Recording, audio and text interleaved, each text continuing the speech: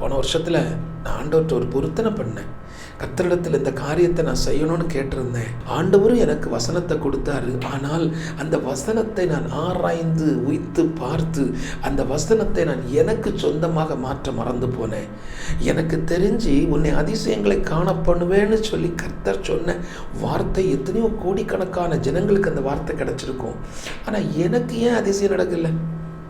என்னுடைய குறைவுகளை நான் புரியாத பட்சத்தில், என்னுடைய பலகீனங்களை நான் தெரிந்து கொள்ளாத பட்சத்தில் எனக்கு அதிசயங்கள் நடப்பதில்லை. இந்த சாதாரண ஒரு அடிப்படை அஸ்திவாரத்தை புரிந்து கொண்ட ஒரு தேவ பிள்ளையினால நிதானிக்கக்கூடிய அனுபவம் பெருகும்.